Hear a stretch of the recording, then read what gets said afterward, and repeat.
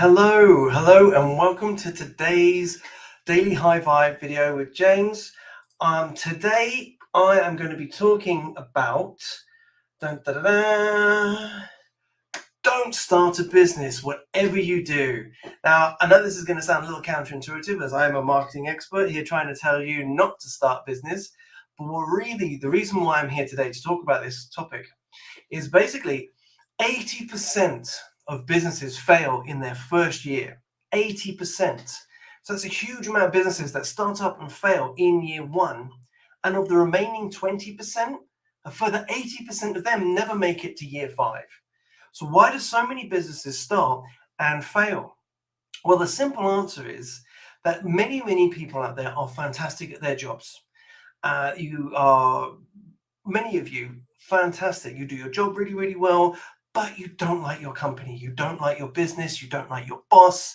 So you think, well, I can do a better job. I can go and start my own business and I can take on the world and I'll do everything. And the way that we've been all taught lately is start your own business, have the world, it's your oyster.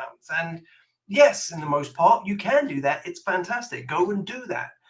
The difficulty is a lot of people don't realize when you start a business that you may have been fantastic at your job. Let's say you're a healer. Say you're a fantastic healer. You're amazing at it. Say you're also a massage therapist working in a spa, just for an example. Say, so you're an amazing massage therapist. You've got your Reiki healing that you mix with your massage. You maybe use some crystals. You have this fantastic intuitive healing that you do, and you're working in a spa and you're just doing massage all day, every day, and you're not enjoying it. And it's not fun. Okay, so you think, well, I'm going to stand out on my own. I'm going to go start my own business. That's great and wonderful. And then your clients will think you're wonderful. And then you might have a few clients say, oh, yeah, I'm going to come with you too. So you maybe say, just for argument's sake, say 5 clients come with you. So you start up your own business. You put out all the money. You get your own table. You get all that stuff. You set up a room, all those things. You take your 5 clients. And then what do you do? Where do you get more clients from? Do you start a brand? Do you rent an office? Where do you get the capital to rent your spa? Do you start a new spa? Do you have the money to invest in that? Do you build up a business first and then get a spa?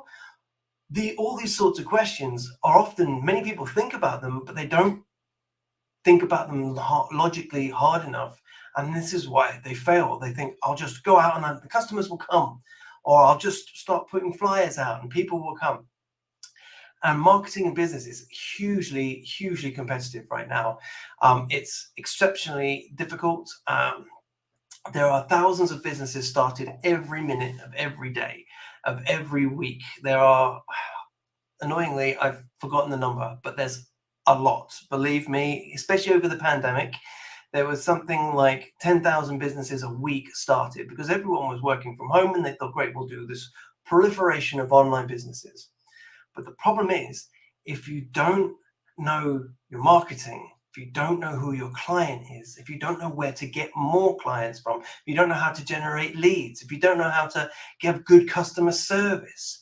I mean, you might be great at your job, but do you have what's your aftercare? What's your follow-up?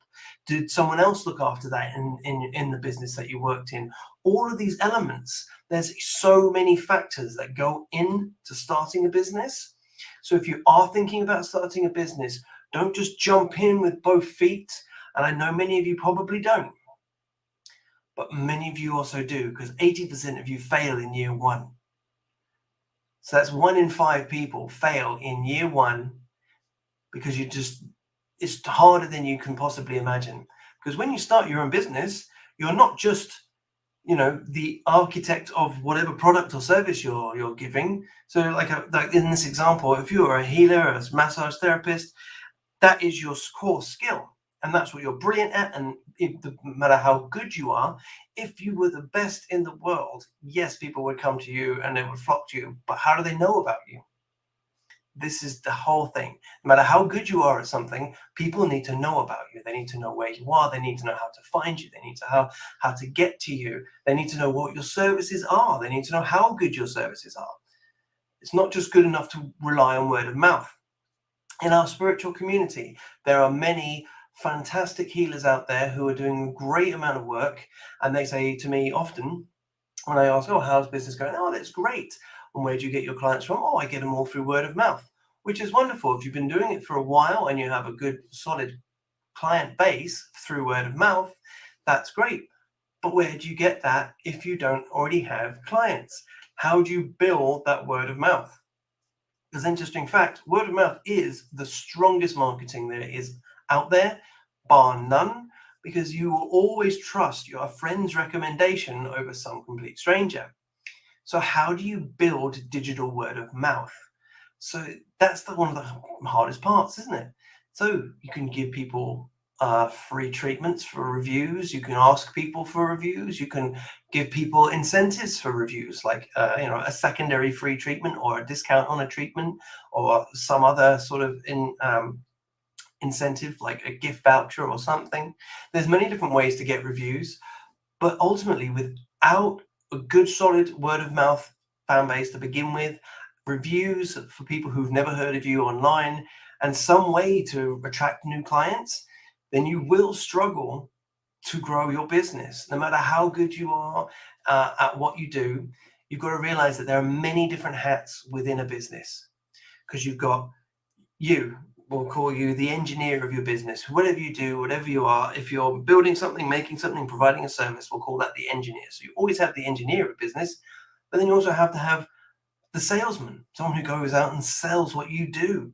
Whether that is just a website that's doing the selling for you, or a friend that's referring you, or a marketing ad in a magazine, something has got to be bringing in those sales. And the more marketing you do to spread that around, the more people will come and more people will find you. But again, just putting out ads is not enough. I see hundreds of people lamenting all the time, oh, I'm posting hundreds of ads, I do all these things, I'm getting all these interest, but not a single client. Why am I not getting any clients? And that's really the $1 million question, isn't it?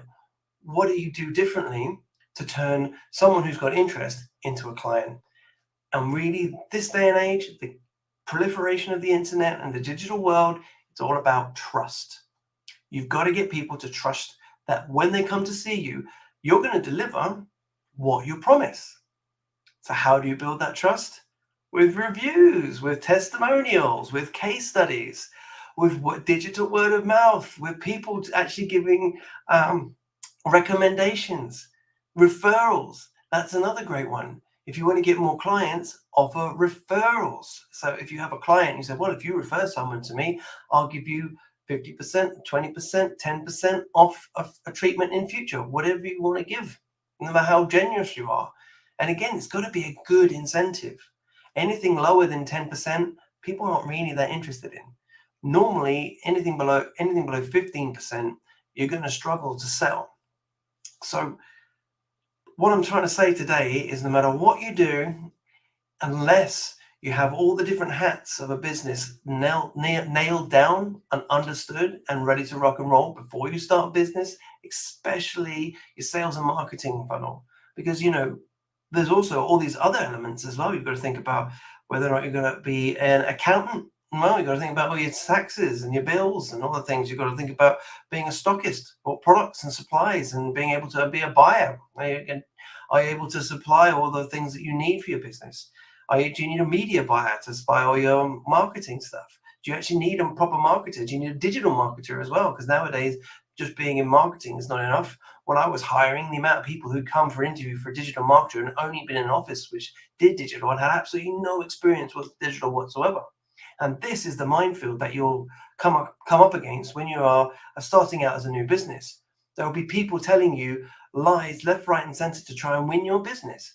Now, I don't know if you've seen this, but every other person who messages me on Facebook is a coach. I can help you get to 10 to 20K a month. I'm a coach. That everyone wants to be a coach. Help you unlock blockages. Help you do this. And 90% of them, if not 99% of them, have not ever had one client. All they've done is another online course with somebody else, and they're just regurgitating that information. So how do you find out who the ones are that are trustworthy? You look at their reviews, you look at the case studies, you look at the referrals. Of course you do. So you need to do the same.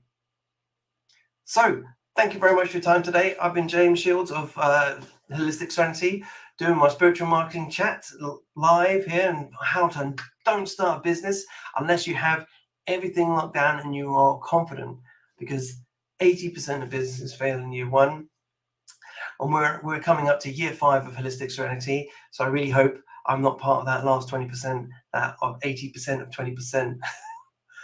Can someone tell me in the chat, what is 80% of 20%? What is it, like 7%, 17%? I don't know. Can't do the maths on the fly. But thank you very much for watching, everyone. It's been great to chat. If you like what I'm doing, please follow and subscribe. Follow us on Instagram, Facebook, LinkedIn, YouTube. We're everywhere. And have a great night. Speak soon.